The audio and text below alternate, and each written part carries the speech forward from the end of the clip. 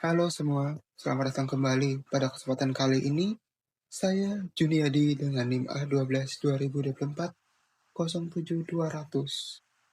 Saya di sini ingin mengajak kalian semua masuk ke dalam sebuah topik yang sangat mendasar dalam kehidupan iman Kristen, yaitu hubungan antara Tuhan dan moralitas manusia. Hal ini bukan sekedar teori, tapi sebuah perjalanan pemikiran yang saya bangun sendiri berdasarkan pemahaman pribadi dan pondasi firman Tuhan. Mari kita mulai. Jadi, siapa Tuhan menurut pengertian saya? Ketika saya berbicara tentang Tuhan, saya tidak sedang membahas konsep abstrak atau sebuah tokoh mitologi. Bagi saya, Tuhan adalah pribadi yang nyata, pencipta yang maha kuasa, maha kudus, maha adil, sekaligus kasih yang tidak terbatas. Alkitab membuka dengan pernyataan yang sangat tegas. Dalam Kejadian pasal 1 ayat yang ke-1, yaitu pada mulanya Allah menciptakan langit dan bumi. Dan dalam Yesaya pasal 6 ayat yang ketiga, para malaikat berseru menyatakan kemuliaannya. Kudus, kudus, kudus adalah Tuhan semesta alam. Segala bumi penuh dengan kemuliaannya. Dari dua ayat ini saja, saya melihat dua hal penting. Yang pertama, Tuhan adalah sumber dari segala sesuatu, dan yang kedua, Tuhan adalah standar tertinggi dari kesempurnaan moral. Artinya, konsep tentang benar atau salah tidak lahir dari kesepakatan manusia, melainkan bersumber dari karakter Tuhan itu sendiri. Selanjutnya, asal moralitas manusia. Lalu dari mana moralitas manusia berasal? Saya percaya bahwa moralitas bukan sekadar hasil evolusi sosial atau norma budaya.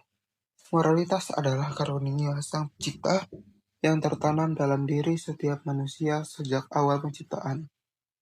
Dalam Kejadian pasal 1 ayat yang ke-27 menyatakan, maka diciptakanlah Allah manusia menurut gambarnya, menurut gambar Allah diciptakannyalah dia. Laki-laki dan perempuan diciptakannya mereka. Perasa menurut gambar dan rupanya, atau dalam bahasa Ibrani, imago Dei, inilah yang menjadi kunci. Karena manusia diciptakan segambar dengan Tuhan, kita memiliki kapasitas moral bawaan, rasa empati ketika melihat orang lain menderita, rasa keadilan ketika menyaksikan penindasan, dan kerinduan alami akan kebaikan. Ini yang C.S. Lewis argumentasikan dalam bukunya Mere Christianity, bahwa adanya hukum moral universal di dalam diri manusia justru menjadi petunjuk keberadaan sang pemberi hukum itu sendiri. Mengapa kita merasa bersalah saat berbohong, bahkan ketika tidak ada yang melihat?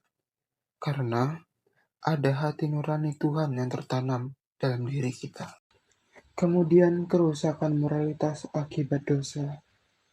Namun, fakta yang harus kita hadapin adalah moralitas manusia telah rusak. Kejadian 3 mencatat titik balik yang tragis. Adam dan Hawa memilih untuk tidak taat kepada Tuhan. Memilih ego dan kepentingan diri mereka sendiri daripada kehendak Sang Pencipta.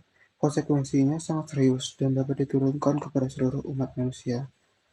Dalam Roma pasal 3 ayat yang ke-23 dengan jelas mengatakan, karena semua orang telah berbuat dosa dan kehilangan kemuliaan Allah. Dan Rasul Paulus menggambarkan pergumulan batin kita dalam Roma pasal 7 ayat yang ke-18 sampai 19, yaitu sebab aku tahu bahwa di dalam aku, yaitu di dalam akal budiku tidak ada sesuatu yang baik, karena keinginan untuk berbuat apa yang baik ada memang dalam aku, tetapi berbuat apa yang baik tidak ada. Kehendakku untuk berbuat apa yang baik ada dalam aku, tetapi berbuat apa yang baik tidak ada.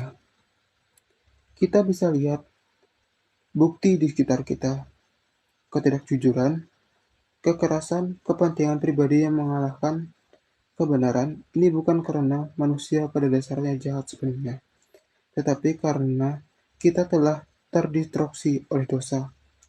Dalam Mazmur pasal 14 ayatnya ketiga pun menegaskan, tidak ada seorang pun yang berbuat baik, bahkan seorang pun tidak ada. Ini bukan pernyataan yang membuat kita putus asa.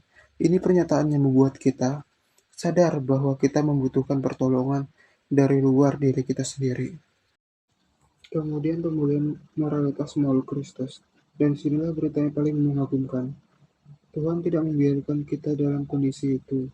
Dalam Yohanes 3 ayat yang ke-16, mungkin ayat paling terkenal dalam seluruh Alkitab, berkata, "Karena Allah sangat mengasihi dunia, sehingga Ia memberikan anaknya yang tunggal, agar siapapun yang percaya kepadanya tidak binasa, melainkan memiliki hidup yang kekal." Melalui kematian dan kebangkitan Yesus Kristus, dosa diampuni, dan lebih dari itu, karakter moral kita dipulihkan secara bertahap oleh pekerjaan Roh Kudus di dalam diri kita. Dalam Efesus pasal 2 ayat yang ke-10 menjelaskan tujuan ini dengan indah, sebab kita adalah karyanya yang dijadikannya dalam Kristus Yesus untuk melakukan pekerjaan yang baik, yang telah dipersiapkannya sebelumnya agar kita melakukannya. Pemulihan moralitas bukan soal usaha keras manusia untuk menjadi lebih baik, melainkan tentang membiarkan Tuhan yang bekerja di dalam kita. Selain Stefanus dalam Kisah Para Rasul 7, yang bahkan di detik-detik terakhir hidupnya mampu berdoa bagi mereka yang menganiayanya. Itu bukan kekuatan manusia biasa, itu buah dari karakter yang telah dipulihkan oleh Kristus. Jadi apa arti ini bagi kehidupan sehari-hari? Menurut pengertian saya, hidup yang bermoral bukan daftar aturan yang harus dipenuhi, melainkan sebuah hubungan yang hidup dengan Tuhan, melalui pembacaan firman, doa, dan tindakan nyata dalam melayani sesama.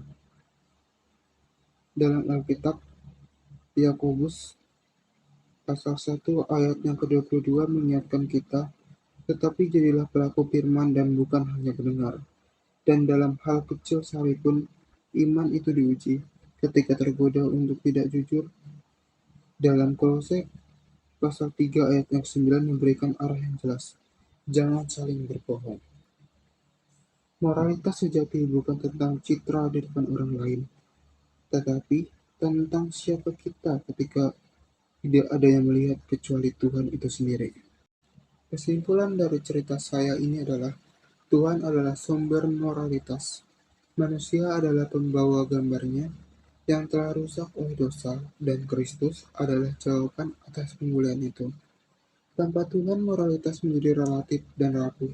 Dengan Dia, kita dipanggil dan dipercayakan untuk menjadi seperti kata Matius 5, pasal 5 ayat yang ke-14, terang dunia.